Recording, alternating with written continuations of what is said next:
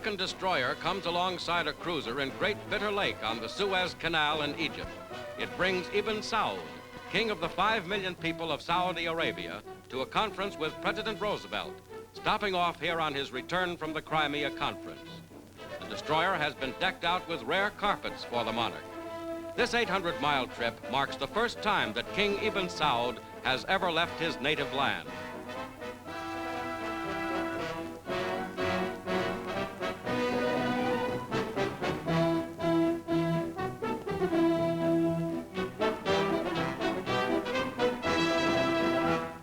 Colonel William Eddy, American minister to Saudi Arabia, accompanies the king and the official delegation of 48 members.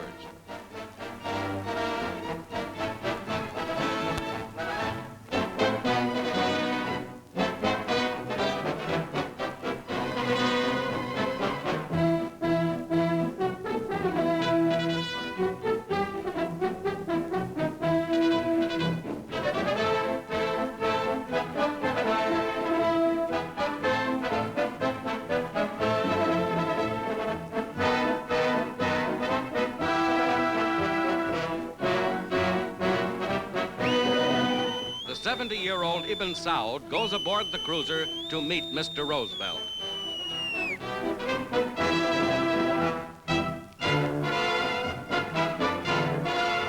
In cordial conversation with Colonel Eddy as interpreter, the Saudi Arabian king and American president discuss mutual problems of trade and relations with Saudi Arabia.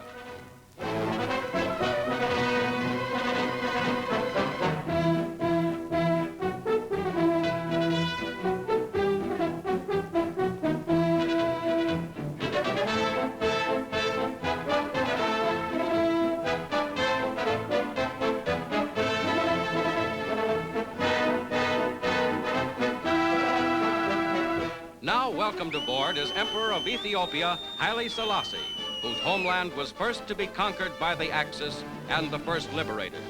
He is greeted by the president and the president's daughter, Anna Roosevelt Bottager.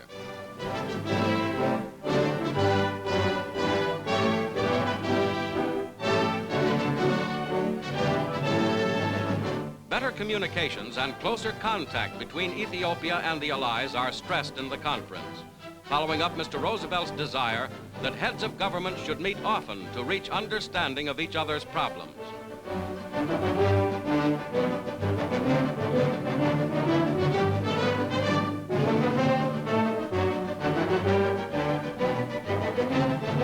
Full honors for a third royal visitor, Egypt's King Farouk, whom President Roosevelt had visited on his previous journey here for the Cairo conference.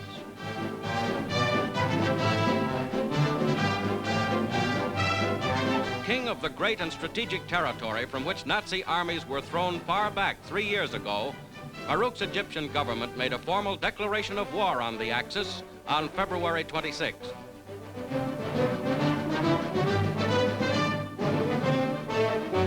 In extraordinarily intimate pictures, King Farouk and President Roosevelt talk over wartime and post-war problems.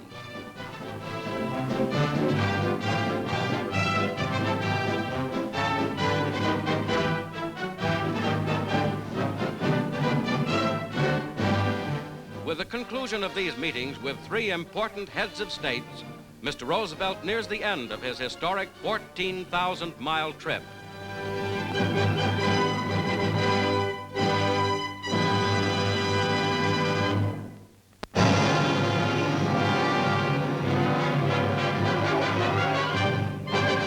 Men and tanks of the United States 8th Army press on toward Manila, as from 3 directions, American forces converge on the great capital of the Philippines.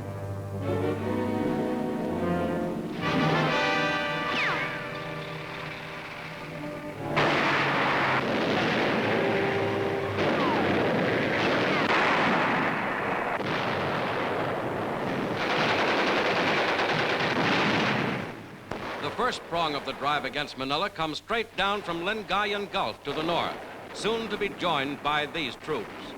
Another spearhead swings out to flank the city from the east, and still a third drives up from the south, aided by paratroop attacks. Beating back Japanese delaying actions, the troops blast their way through.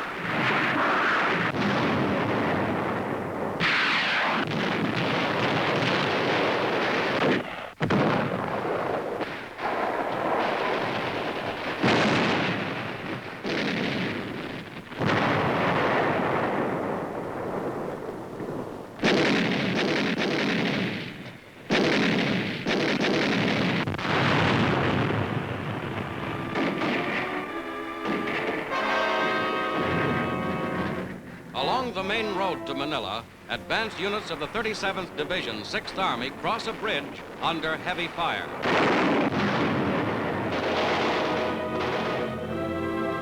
At an airfield near Olongapo, wrecked enemy planes and hangars show the fury of the attack. Soldiers clean up bombs planted as mines by the Japanese.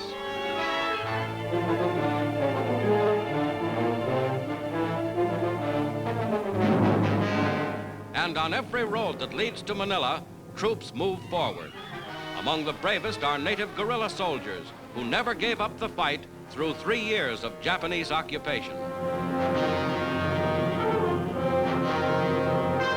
Joyful civilians hail the marching troops of the 1st United States Cavalry Division as they enter Manila's outskirts.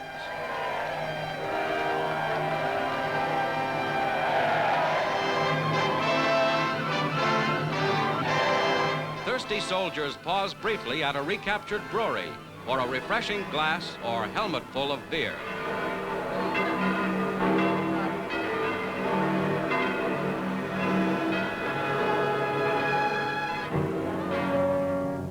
Then, inside Manila, bitter fighting. More than 3 weeks of bloody struggle against a savage enemy. Battle for a park area where picking flowers is prohibited. The toll of wounded grows as enemy resistance flares up. Then a new enemy, fire. The Japanese had stocked warehouses with drums of gasoline, with explosive charges. After the Americans entered, they set them off. The flames begin to spread. New terror for the million-stricken people of Manila.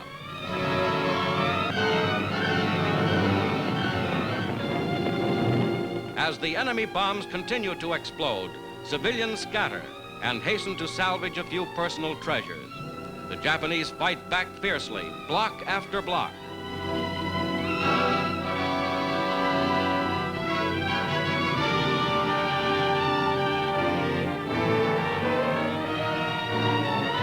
A soldier has time to give food to hungry children. Elsewhere, the discovery of one more sickening Japanese atrocity. Men, women, and children butchered by the enemy. New fires rage through the city as the battle rises to incredible fury in the assault on Intramuros, ancient walled city within Manila. An infantry company penetrates the inferno.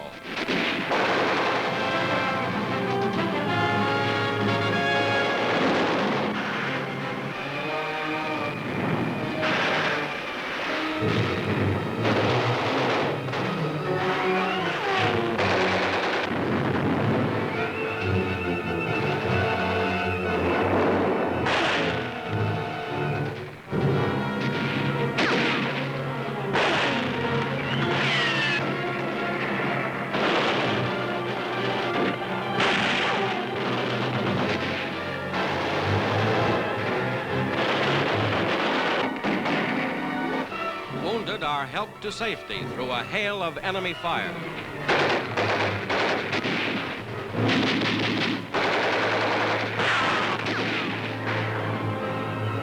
Japanese are irresistibly driven back, and here natives who had collaborated with the enemy are brought in, a shameful few among millions of proud and loyal Filipinos. General MacArthur at a former Japanese prison is hailed by freed United Nations civilians. Liberation of the great Pacific city of Manila becomes a fact.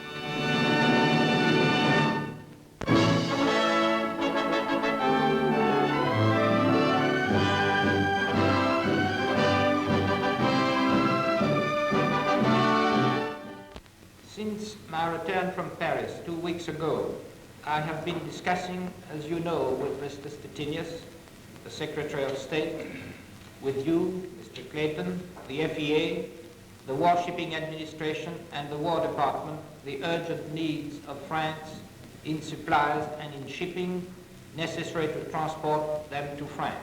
We have all learned through bitter experience that our enemies cannot be beaten unless all of us mobilize all our resources, military and civilian.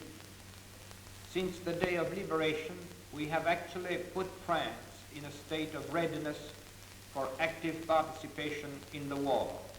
Our gold production has risen. Our manpower is organized. We have rebuilt bridges and railroads. Our factories are ready to produce. I'm happy that our talks have been successfully concluded.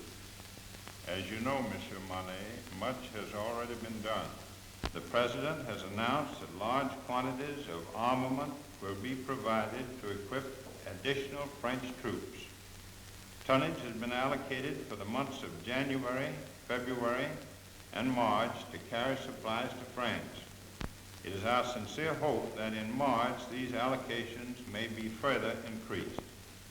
In addition, ships flying the French flag will be assigned to this run to the maximum possible extent.